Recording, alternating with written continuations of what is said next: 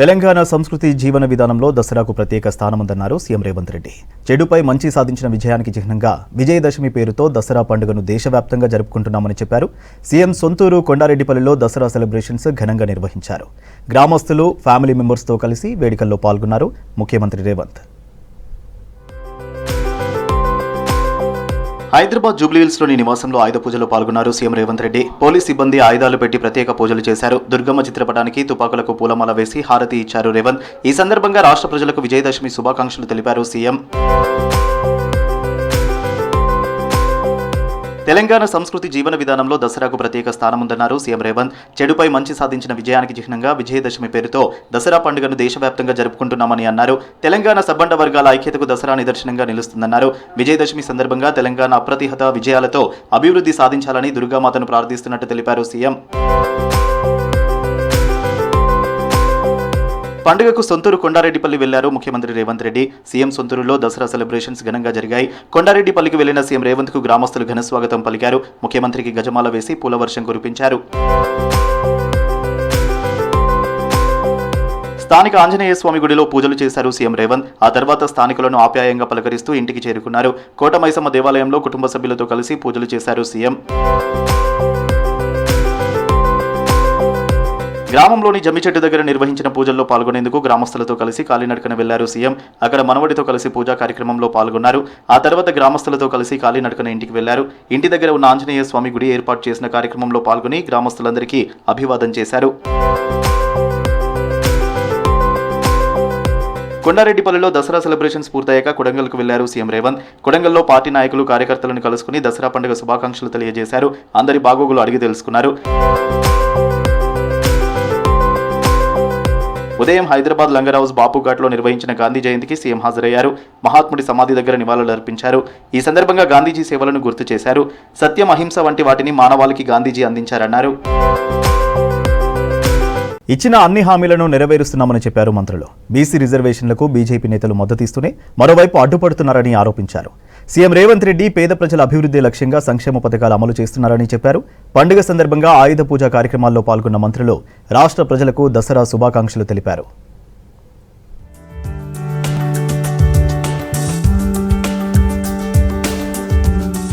ఎన్నికల్లో ఇచ్చిన ప్రతి ఒక్క హామీని నెరవేరుస్తున్నామన్నారు మంత్రి వివేక్ వెంకటస్వామి. ప్రభుత్వ పాలన పట్ల ప్రజలంతా సంతోషంగా ఉన్నారని తెలిపారు. మంచిర్యాల జిల్లా చెన్నూరు ఎమ్మెల్యే క్యాంప్ ఆఫీసులో ప్రత్యేక పూజలు చేశారు. ఆయుధ పూజలో పాల్గొని పూజలు చేశారు. మందమర్రి, కేతనపల్లి మున్సిపాలిటీలను 500 కోట్లతో అభివృద్ధి చేస్తామన్నారు మంత్రి వివేక్. బేసిక్గా బీజేపీ ఫ్యూడల్ పార్టీ అని ఆరోపించారు మంత్రి పొన్నం ప్రభాకర్. బీజేపీ నేతలు బీసీ రిజర్వేషన్లకు ఒకవైపు మద్దతిస్తూనే వ్యతిరేకంగా పనిచేస్తున్నారని ఆగ్రహం వ్యక్తం చేశారు. రాష్ట్ర ప్రభుత్వం చిత్తశుద్ధితో 42% రిజర్వేషన్ల కోసం అన్ని చర్యలు తీసుకుందన్నారు. బీసీ రిజర్వేషన్లు ఎవరికీ నష్టం కలిగించవని, కోర్టు తీర్పు అనుకూలంగా వస్తుందన్న నమ్మకం ఉందన్నారు. కరీంనగర్లోని గిద్ద పెరుమాన్ల ఆలయంలో జరిగిన దసరా వేడుకల్లో పాల్గొన్నారు మంత్రి. వాస్తవంగా తెలంగాణ నుంచి 8 మంది భారతీయ జనతా పార్టీ పార్లమెంటు సభ్యులు ఉన్నారు. తెలంగాణ శాసనసభ నాయకులుగా శంకర్ గారు, పాయల్ శంకర్ గారు దీనికి మద్దతు ప్రకటించినటువంటి అన్ని రికార్డులు ఉన్నాయి. వారు కూడా చెప్తా ఉన్నారు. నిన్న బీజేపీ రాష్ట్ర అధ్యక్షుడు కూడా చెప్తా ఉన్నారు. కానీ అందులోనే భిన్నాభిప్రాయాలు.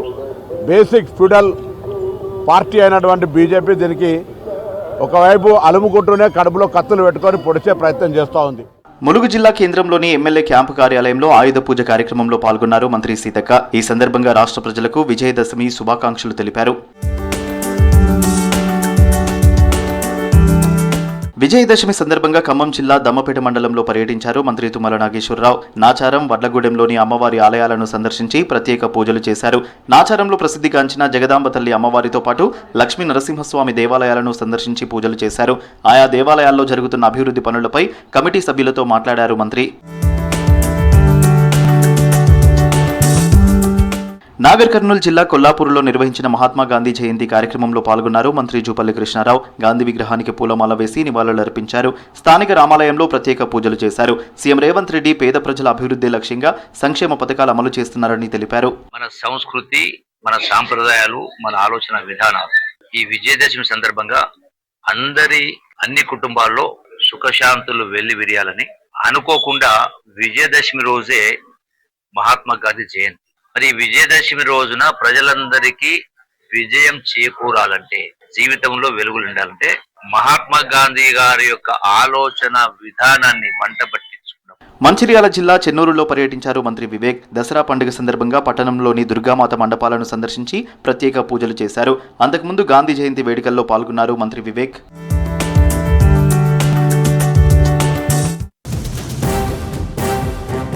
భారత్ చైనా మధ్య నేరుగా విమాన సర్వీసులకు ఒప్పందం కుదిరింది.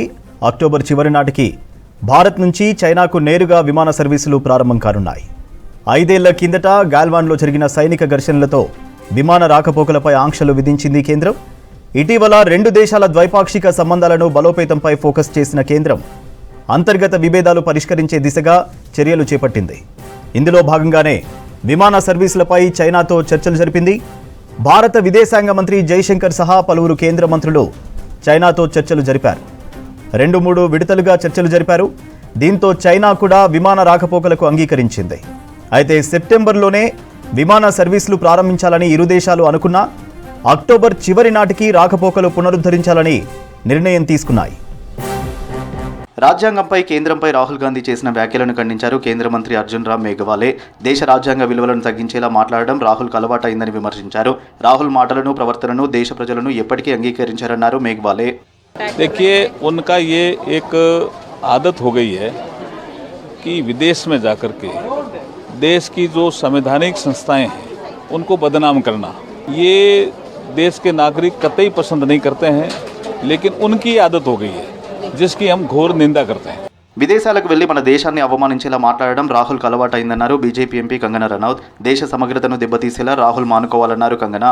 ये सब बातों से वो ये दिखाते हैं कि भारत के लोग जो हैं वो बुद्धिहीन है, वो यही कहना चाहते हैं ना. तो खैर that's why I call him a disgrace. మరోసారి రాహుల్ వ్యాఖ్యలు దేశవ్యాప్తంగా చర్చనీయాంశంగా మారాయి. కేంద్రం తీరుపై రాహుల్ వ్యాఖ్యలను కాంగ్రెస్ నేతలు సమర్థించగా బీజేపీ నేతలు ఖండిస్తున్నారు. రాష్ట్రీయ స్వయం సేవక సంఘ్ ఆర్ఎస్ఎస్ నేటితో 100 ఏళ్లు పూర్తి చేసుకుంది. మహారాష్ట్రలో 100 ఏళ్ల ఉత్సవాలు ఘనంగా నిర్వహించింది ఆర్ఎస్ఎస్. మాజీ రాష్ట్రపతి Ramnath Kovind, RSS chief Mohan Bhagwat, BJP సీనియర్లు కార్యక్రమంలో పాల్గొన్నారు. మనం ఏ దేశంపై ఆధారపడకూడదని చెప్పారు. ఆర్ఎస్ఎస్ సిద్ధాంతాలను తప్పుబట్టాయి ప్రతిపక్షాలు. ఆర్ఎస్ఎస్ మనువాది సిద్ధాంతాన్ని ఎందుకు అనుసరిస్తుంది అని ప్రశ్నించాయి. ఇప్పుడు 100 ఏళ్ల వేడుకలు జరుపుకున్న ఆర్ఎస్ఎస్ దేశ స్వాతంత్ర్య ఉద్యమ సమయంలో ఎక్కడ పోయిందని నిలదీశాయి.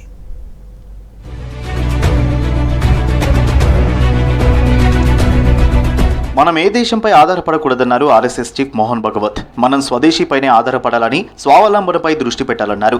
అమెరికా తన సొంత ప్రయోజనాల కోసం కొత్త టారిఫ్ విధానం అమలు చేస్తోందన్నారు. కానీ అమెరికా టారిఫ్ల వల్ల అనేక దేశాలపై ప్రభావం ఉంటుందని చెప్పారు. మహారాష్ట్ర నాగపూర్లో ఆర్ఎస్ఎస్ శతాబ్ది ఉత్సవాల్లో పాల్గొన్నారు మోహన్ భగవత్. ఆర్ఎస్ఎస్ ప్రాముఖ్యతను కొనియాడారు. और इसलिए इस निर्भरता को मानते हुए, विश्व जीवन की एकता को मानते हुए हमको स्वदेशी और स्वावलंबन का पर्याय नहीं, हमको आत्मनिर्भर होना पड़ेगा, स्वावलंबी जीवन जीना पड़ेगा, स्वदेशी का उपयोग करना पड़ेगा और फिर भी अंतर्राष्ट्रीय संबंधों का सब प्रकार के राजनयिक हो, आर्थिक हो, व्यापारिक हो, इन सबका जतन हमको करना पड़ेगा. ఆర్ఎస్ఎస్ కు దేశంలోని కొందరు వ్యక్తులే కావాలన్నారు కాంగ్రెస్ నేత మాణిక్యం ఠాగూర్. ఆర్ఎస్ఎస్ నేతలు మనువాది సిద్ధాంతాన్ని ఎందుకు అనుసరిస్తున్నారని ప్రశ్నించారు. ఆర్ఎస్ఎస్ ఏర్పాటై 100 ఏళ్లైనా ఇప్పటికీ విద్వేషాన్ని వ్యాప్తి చేస్తున్నారన్నారు. సంఘ్ దేశంలోని ఎస్సీ ఎస్టీల హక్కులను కాలరాసిందన్నారు. ఇదంతా అడ్డుకోవాలంటే ఆర్ఎస్ఎస్ సిద్ధాంతాలకు వ్యతిరేకంగా పోరాడాలన్నారు మాణిక్యం ఠాగూర్. आरएसएस 100 साल का बाद भी OBC, schedule caste, schedule tribe का जगह नहीं देती है. अभी तक आरएसएस का चीफ कोई भी ओबीसी, एससी और शेड्यूल ट्राइब नहीं बन पाए. क्यों? उनका मनुवाद का मानसिकता है और आरएसएस कभी भी इस देश में सिर्फ कुछ ही लोगों के लिए काम करती है. इस देश का बचाने के लिए हम सारे लोगों का लड़ना पड़ेगा आरएसएस का इस नफरत का बाजार का सामने. దేశ స్వాతంత్ర్య ఉద్యమంలో ఆర్ఎస్ఎస్ పాల్గొన్నదంటూ ప్రధాని మోదీ పచ్చి అబద్ధాలు మాట్లాడుతున్నారని మండిపడ్డారు MIM chief MP Asaduddin Owaisi. కనీసం ఒక్క ఆర్ఎస్ఎస్ కార్యకర్త కూడా ఉద్యమంలో పాల్గొనలేదని చెప్పారు. ఒక్కరూ చనిపోలేదని, ఒక్కరు కూడా జైలుకు వెళ్లలేదని తెలిపారు. ప్రధాని చెప్పే అబద్ధాల గురించి ప్రపంచమంతా తెలుసన్నారు ఓవైసీ. तो मालूम यह हुआ कि आरएसएस का एक भी आदमी मुल्क की आजादी में अपनी जान नहीं गंवाया. एक भी आदमी, अगर नाम है तो बता दो हमको. आरएसएस का कोई भी आदमी आरएसएस के बनने के बाद जेल को नहीं गया. ये तारीख है, हमको एक एक चीज मालूम. आज वजीर आजम ये जो बात कर रहे हैं ना, ये बिल्कुल गलत है। స్వాతంత్ర ఉద్యమంలో ఆర్ఎస్ఎస్ పాత్ర ఏంటని ప్రశ్నించారు సిపిఐ నేతలు. 100 ఏళ్లు పూర్తి చేసుకున్న ఆర్ఎస్ఎస్ గతంలో మన సమాజం కోసం, కల్చర్ కోసం ఏమైనా చేసిందాన్ని నిలదీశారు. స్వాతంత్ర ఉద్యమంలో ఆర్ఎస్ఎస్ పాత్రపై ప్రధాని మోదీ స్పందించాలన్నారు. ఆర్ఎస్ఎస్ దేశ ప్రజలను వేరు చేస్తూ దేశ సమగ్రతను దెబ్బతీస్తుందని ఆరోపించారు. దేశవ్యాప్తంగా దసరా ఉత్సవాలు అంబరాన్నంటాయి. రావణవధ కార్యక్రమాలు అట్టహాసంగా జరిగాయి. ఢిల్లీ రామ్లీలా మైదానంలో దసరా వేడుకలకు హాజరయ్యారు రాష్ట్రపతి ద్రౌపది ముర్ము. బాణం వేసి రావణుణ్ణి వధించారు. నార్త్ ఇండియాలోని పలు రాష్ట్రాల్లోని దసరా ఉత్సవాల్లో రావణ సంహారం కార్యక్రమాలు ప్రత్యేక ఆకర్షణగా నిలిచాయి. ఢిల్లీ రామలీలా మైదానంలో దసరా వేడుకలు ఘనంగా జరిగాయి. భారీ రావణుడి విగ్రహాన్ని ఏర్పాటు చేసి సంహరించి సంబరాలు చేసుకున్నారు. వర్షంలోనూ రావణవధ కార్యక్రమాన్ని వీక్షించారు భక్తులు. ఈ వేడుకలకు హాజరయ్యారు రాష్ట్రపతి ద్రౌపది ముర్ము. బాణం వేసి రావణుణ్ణి సంహరించారు. ఉగ్రవాదం అనే రాక్షసి మానవాళిపై దాడి చేస్తే దానిని వేటాడడం అవశ్యమన్నారు ముర్ము.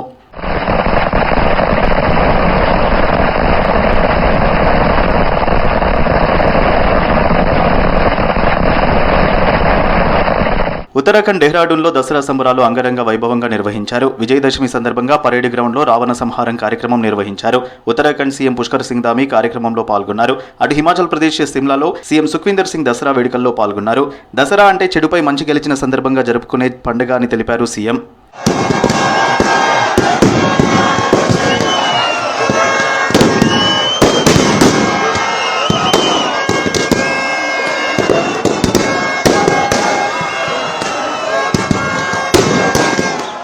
పంజాబ్లో దసరా వేడుకలు అట్టహాసంగా జరిగాయి. రాష్ట్రంలో చాలా ప్రాంతాల్లో రావణుడి విగ్రహాలను ఏర్పాటు చేసి సంహరించారు. లుధియానాలో జరిగిన రావణ సంహారం కార్యక్రమం ప్రత్యేక ఆకర్షణగా నిలిచింది. భారీ రావణుడి విగ్రహాన్ని ఏర్పాటు చేసి బాణంతో సంహరించారు భక్తులు. అటు అమృత్సర్లోనూ దసరా వేడుకలు ఘనంగా నిర్వహించారు.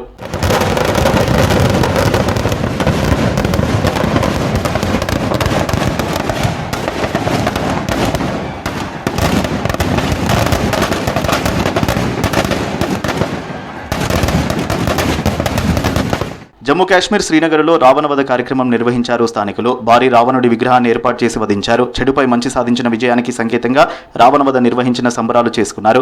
ఉదంపూర్లో రావణ సంహారం కార్యక్రమానికి భక్తులు పెద్ద ఎత్తున వచ్చారు. రాముడి అవతారంలో రావణుణ్ణి సంహరించారు నిర్వాహకులు. డోలు వాయిద్యాలు, భక్తుల కోలాహలం మధ్య వేడుకలు కన్నుల పండుగగా జరిగింది.